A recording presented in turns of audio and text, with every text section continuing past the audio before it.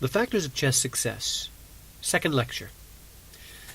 In the first lecture, we explained how relaxation can benefit your play. In order for you to experience the good results we've discussed, relaxation will have to become a day-to-day habit in your life. To form the habit of relaxation, go through an inner play exercise regularly once a day. As you become more practiced, you'll find yourself to be a more relaxed person. Now, this doesn't mean that you'll become less active, although you may give up activities which are not really helping your life. And it doesn't mean that you'll achieve less, although you certainly won't be making so much conscious effort. But it does mean that you've started to change. Avoid tensing up when you notice things becoming different. You know that you need to change, so just accept whatever your new life brings. Let it happen. Your play and your life will unfold as you watch. You'll come to understand that relaxation can be an end in itself. On this course, you're learning a special kind of meditation. With it, you're focusing your mind on a goal of higher performance in chess and learning to relax under pressure. Such use of relaxation can make the vital difference between winning and losing, between succeeding and failing. This is why it is essential that you cultivate the habit of relaxation in the way that we've described. A period of calm before a game is especially beneficial. If you have to fight your tension for some time before the game, you'll have little energy for the game itself. Even if you're a player who finds a measure of tension stimulating during a game, you don't need it beforehand. So it's a good idea to do an inner play exercise sometime before the game.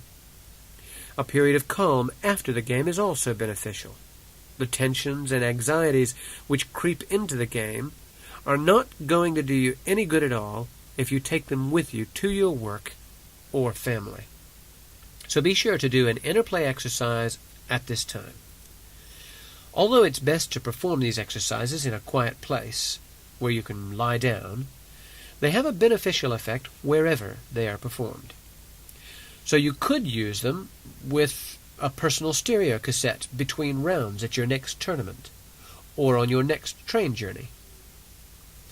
In this lecture, we'll show how to make constructive use of the tensions and emotions which accompany a serious game of chess.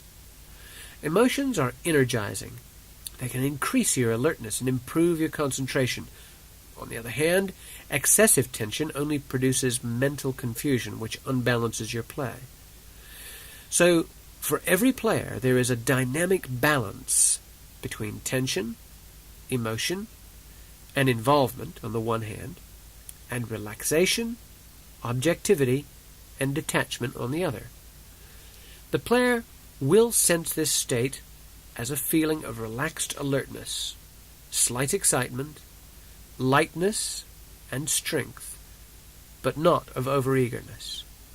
The player may even experience a slight electric tingling throughout his body and a feeling of self-awareness and readiness. This perfect level of dynamic tension varies from person to person. Some play well in states of high anxiety. Others are paralyzed. You know how you react to stressful situations, whether you perform better or worse.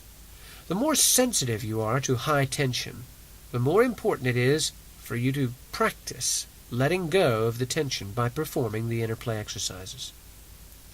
In this state of perfectly balanced dynamic tension, you should be willing and able to fight in a suitably aggressive manner when you come to the board. This doesn't mean that you should aim to crush your opponent's ego or anything like that. Consider the phrase killer instinct, which sums up the attitude of a fighter. It brings to mind the hunting of deer by lions and the survival of the fittest. Notice that the sportsman only kills, in quotation marks, the opponent out of his need to win, just as the lion only kills so that he can eat. The kill is not performed with an attitude of hatred or sadism. It is just the inevitable consequence of the victor fulfilling his need. The so-called killer instinct comes down to being just a matter of efficiency.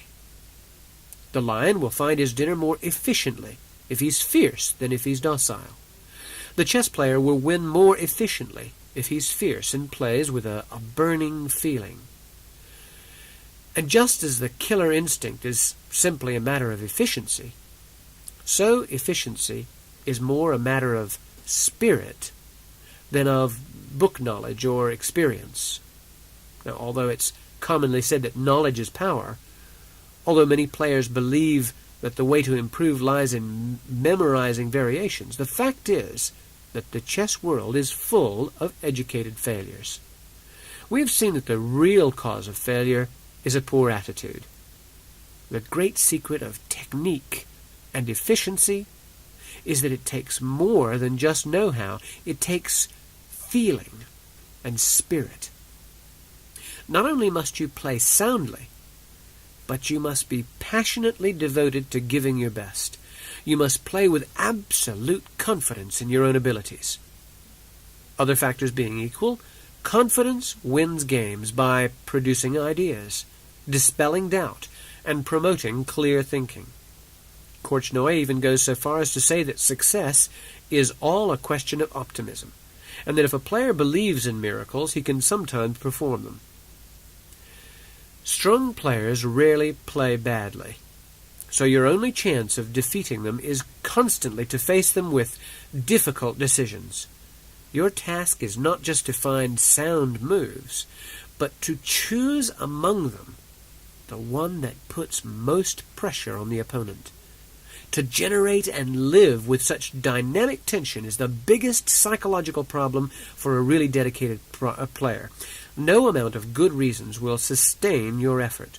No willpower is strong enough. It is impossible to maintain the necessary drive unless your feelings have been aroused to a continuously high pitch. With your feelings aroused, the effort becomes easy and natural. All the great players were driven by their emotions. For example, Alekhine revealed that he felt a passionate inner urging towards the game, even as a young boy. Driven by powerful emotions, the champions have higher goals than just winning or playing soundly.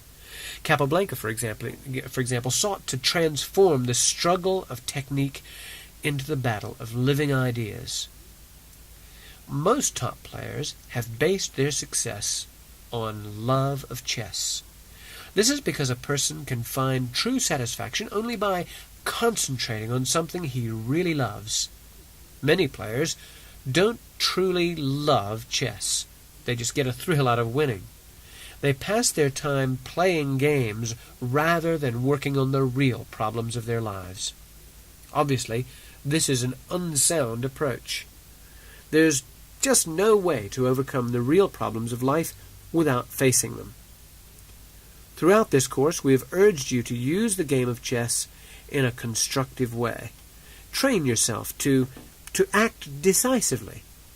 Base your decisions on the facts without prejudice or fear.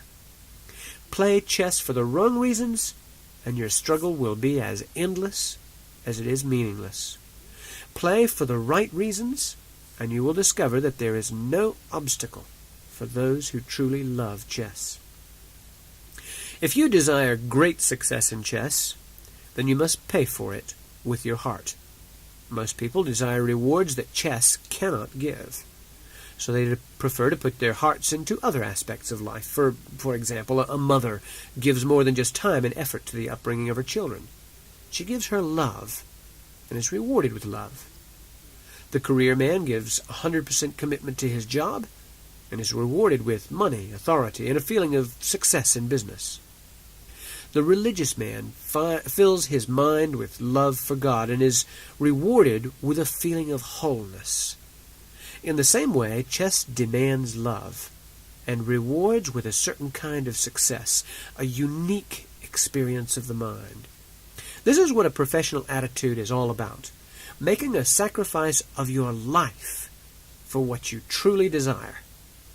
Many people prefer to put up with failure rather than taking this step. They prefer to accept a series of compromises, of second bests, so they become jacks of all trades, masters of none, with second-rate jobs, homes, families, and lives. Yet the price of success is not really higher than the price of failure. It is just different. You'll never succeed in driving yourself to great success. You must be driven by a dominant, consistent, enduring emotion.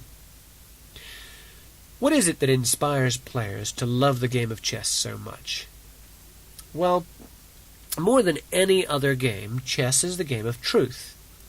Emanuel Lasker knew that truth conquers falsehood in chess, so he advises you to base your play on the true realities of the position rather than on traps, which rely on the opponent being deceived. Capablanca gave exactly the same advice, saying that you must be true to yourself and play the moves you think are good. If you are to grow into a stronger player, you must have the courage of your convictions. Alekhine revealed that it was his search for the truth which led him to become a master. He explained that you can become a great chess master only if you develop an objective view of your errors and weaknesses.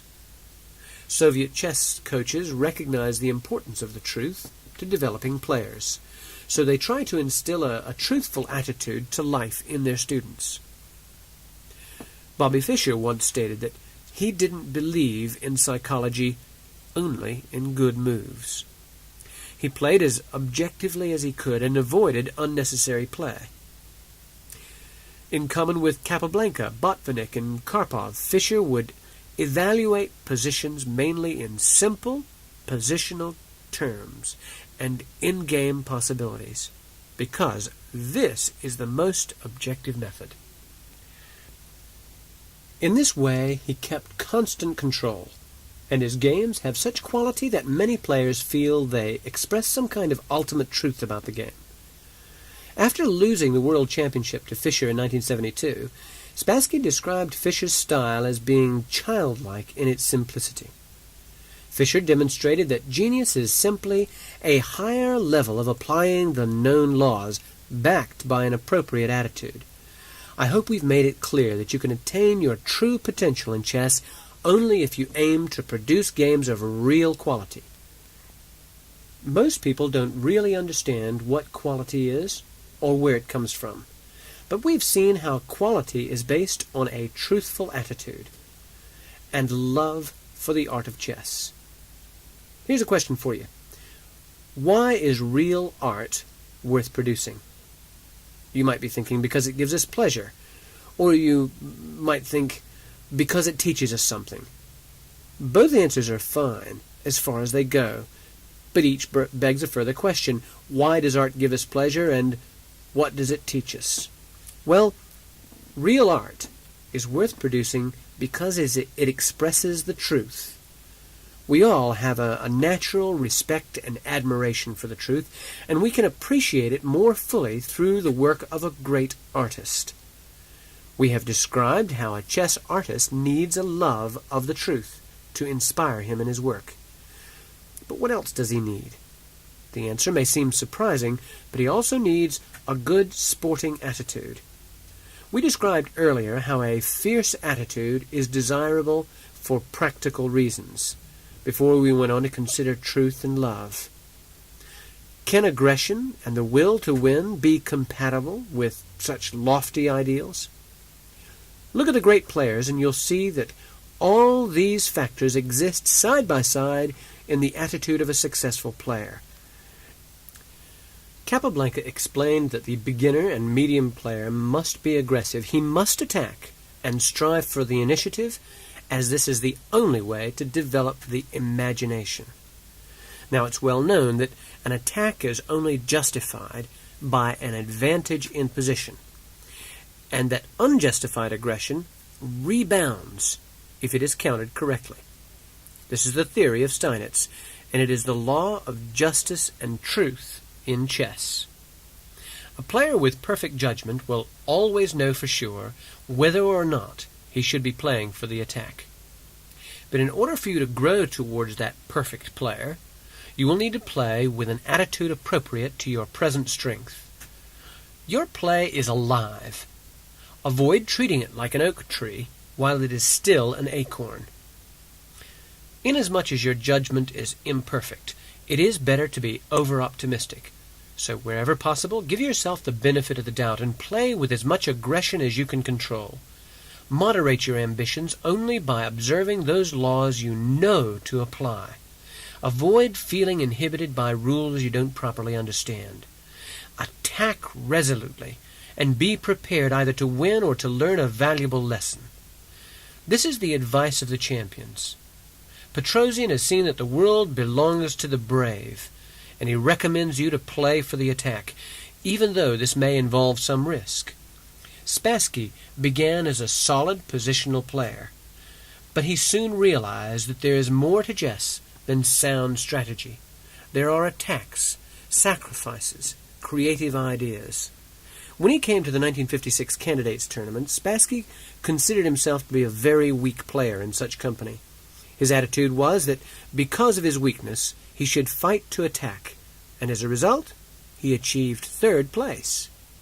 Korchnoi insisted that you cannot be dependent on your opponent's will. You must try to impress your ideas on the board. Otherwise, your negative attitude will restrict your possibilities as a player and as a person. Bobby Fischer considered the fighting spirit to be an absolute necessity, and by this sharp play he turned around each game into a fight to the death. I hope we've made it clear that you must have the confidence to play aggressively, to force move, and even take some positional risks if need be, for the sake of playing for the win. However, an aggressive attitude in your play does not necessarily mean that you should play aggressive systems or coffeehouse moves.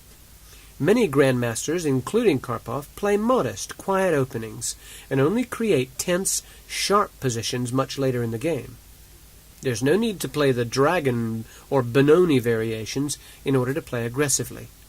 Capablanca's advice was to play the openings simply, soundly, and aggressively. The particular openings that are right for you is something that you will discover as you get to know yourself better through using the interplay exercises. As we discussed earlier, the way to handle the tough situations of competition is to balance them with the practice of relaxation. The result is a mental state of dynamic tension in which you are poised to play the best you can at this state of your development. Unless you achieve this state, you will not have the perfect control over your own play. At all times, in all things, balance is the key to power. Without it, there is neither success now nor the possibility of future success. When they were younger, Spassky, Petrosian, Fischer, Karpov, and many other players would weep whenever they lost. And as they grew older, they became even more involved with the game, and yet they no longer cried when defeated. They had developed a more mature, balanced attitude, and were able to cope with the strain. Fear is the great destroyer of balance. When Petrosian lost his match to Fischer in 1971, he questioned what could have made him play so badly. Had Fischer cast an evil spell, or was he a master hypnotist? However, Korchnoi considered it obvious that the real cause of Petrosian's collapse was his fear of Fischer. By 1970, Fischer himself was even glad that he had not yet succeeded in winning the World Championship. Only in this last series of matches did Fischer consider himself to be mature enough to handle the great success of achieving his life's goal. Being in a balanced frame of mind and having a mature attitude does not mean that you are uninvolved. The strongest, most balanced person is passionately involved, and yet does not lose his balance. For example, Spassky admits to feeling very nervous during a game, as if an explosion was occurring inside himself. Whenever he makes mistakes, he tries to keep himself under control so that he can find the best defense. Spassky learned to take a calm attitude to life from his mother, and he considers this to have prepared him well for his chess career. By practicing the interplay exercises, you will experience relief from the tensions which can cause heart attacks, ulcers, and various other physical and mental disorders. As you develop greater balance, your fears will subside to be replaced with a greater degree of clarity and simplicity. Each of us has the answer that can lead to the greatness we desire and deserve. Why then do we not achieve that greatness? Simply because we do not see the answers within ourselves. In this lecture, we've seen that a good sporting attitude is best founded on a deep love of the truth. Cultivate this attitude so that you can become a happier, more successful player. The way to become a stronger player is to bring about those changes in attitude which guarantee it. To bring about those changes in attitude, listen to these lectures repeatedly, make written notes, and think about the factors of chess success for yourself. By using the tool of habit in this way, the attitude presented here will become your own, and then your progress in chess will be both possible and easy. We recommend that you listen to the first lecture and perform the first inner play exercise once each day for 1 week.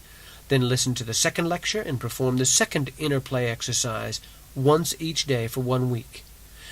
When you perform the exercises, it is best to do it at a regular time, such as just before you go to sleep at night. The important point is that you make a habit of performing the exercises regularly. The change in your results will come just as quickly as you take in what is given on this course. After working with the course for 2 weeks in the way we've described, continue to perform the inner play exercises regularly so that you learn how to relax at any time, including your time at the board itself. Even at this advanced stage, when you can enter meditation during the game itself, this course will be useful for 2 reasons: to refresh your memory of the relaxation techniques and to impress your mind with the attitude of a successful player.